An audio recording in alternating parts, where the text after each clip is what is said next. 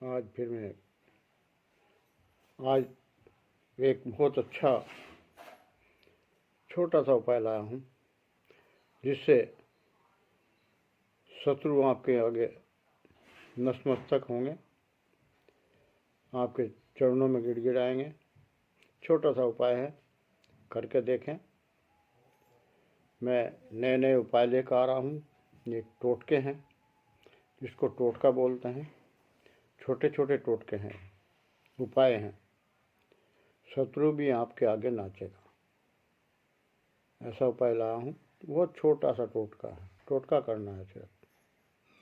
और टोटके जो हैं बहुत ही खतरनाक होते हैं, सत्य होते हैं। ये इंद्रजाल से मैंने लिया है, टोटका है।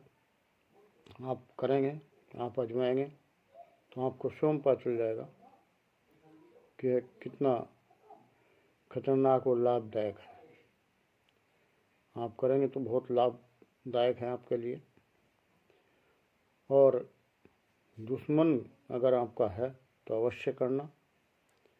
अगर आपसे दुश्मनी रखता है, आपसे घृणा करता है, या अंदर खाने आपसे चिढ़ता है, आपके तरीके को देख कर आपसे चिढ़ता है, आपसे नफरत करता है अंदर खाने, वैसे आपको नमस्ते करेगा। और अंदर खाने जो है वो आपसे कटता है, जलता है, उसको जलन होती है आपकी तरीके से। तो ऐसे कौन लोग होते हैं? या तो पड़ोसी होते हैं या अपने ही रिश्तेदार, जो आपकी तरीके से जलेंगे। आप अच्छा खा रहे हैं, अच्छा कमा रहे हैं, तो दूसरा जलना शुरू हो जाता है कि मेरे से ऊपर कैसे जा रहे हैं। आपको कमा नहीं रहे हैं, आपका खर्चा भी नहीं चल पा रहा है, तो आपको 10 बातें बनाएंगे कि कमाया नहीं जाता, खाली पड़ा रहता है। और आप अच्छा कमाते हैं तो आपसे ईर्ष्या करने लगते हैं। तो ऐसा मैं उपाय लाया हूँ। जो ईर्ष्या करते हैं, जो आपसे दुश्मनी रखते हैं या आपके लिए कुछ गलत करने की सोचते हैं, उनके लिए एक उपाय लाया हूँ, एक टोटका लाया हूँ। मैं वीडियो को बढ़ाने से पहले अपने गुरुदेव को प्रणाम करता हूँ, गुरु गोरखनाथ जी को प्रणाम करता हूँ, अपनी कुलदेवी को प्रणाम करता हूँ, अपने पितृदेवों को प्रणाम करते हुए मैं सभी अपने यूट्यूब प्रेमियों का स्वागत करता हूँ अपने यूट्यूब चैनल भक्ति की शक्ति पर। और बढ़ते हैं उस टोटके की ओर। छोटा सा टोटका है। आपको एक कांटेदार वृक्ष के पास जाना है, जिसमें कांटे, जिस पेड़ के अंदर कांटे लगते हों, उसके पास जाना है। चाहे गुलाब का फूल ही क्यों ना हो, गुलाब का पेड़ हो या अन्य कांटे वाला कोई भी पेड़ हो, कोई वृक्ष, छोटा वो बड़ा हो, उसके पास आपने जाना है और उस वृक्ष का एक पत्ता तोड़कर आपने घर लेकर आना है। जब पत्ता ले आएंगे आप, उसके बाद आपने तुलसा माता जो होती हैं, तुलसा जी, तो गमले में लगाते हैं अधिकांश, उससे मिट्टी भी होती है। उसकी जड़ की मिट्टी आपने लानी है, जो तुलसा की जड़ है उसके नीचे की मिट्टी लानी है। और अगर कोई काली मिट्टी मिल जाए तो और भी अच्छा है। काले रंग की जो मिट्टी होती है, अगर वो मिल जाए तो बहुत ही बेस्ट है।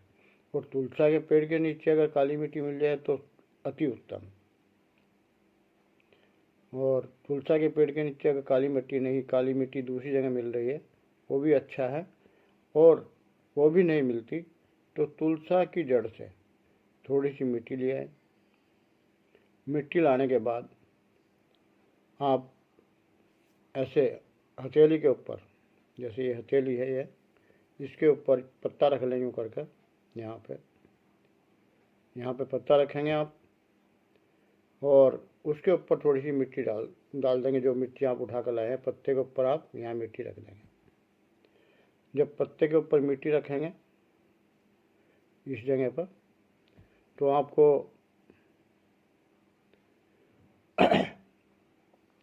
ये कनिष्ठ का उंगली आप सीधे हाथ पर रखेंगे, मतलब ये सीधा हाथ है मेरा, सीधे हाथ के ऊपर आप रखेंगे यहाँ पर, इस जगह पर, और ये कनिष्ठ का उंगली जो उल्टे हाथ की, उस मिट्टी को यूँ रगड़ेंगे खूब। फूल के ऊपर रखी जो मिट्टी, वो पत्ते के ऊपर जो मिट्टी है उसको आप ऐसे रगड़ेंगे। ऐसे 7 बार आपने रगड़ना है, और 7 बार रगड़ने के बाद आपने उस मिट्टी को अपने पैर के नीचे रखना है और उसको बुरी तरह से कुचलना है, दुश्मन का नाम लेते हुए।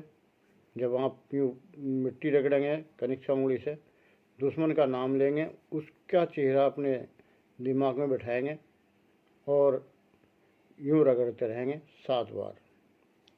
और 7 बार रगड़ने के बाद अपने पैर के नीचे उसको रख के उसको कुचल देना है, बहुत ढंग से कुचलना है। तो कुचलने के बाद जो आपका दुश्मन है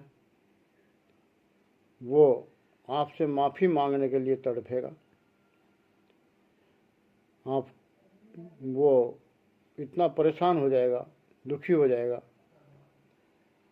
बेचैन हो जाएगा कि आपसे मेरे से गलती हुई है कुछ, जो भी गलती करेगा, और उस गलती के लिए आपके पास आएगा और माफ़ी मांगेगा। तब तक वो बेचैन ही रहेगा, उसके दिमाग में हलचल मची रहेगी जब तक वो आपसे माफ़ी नहीं मांगेगा।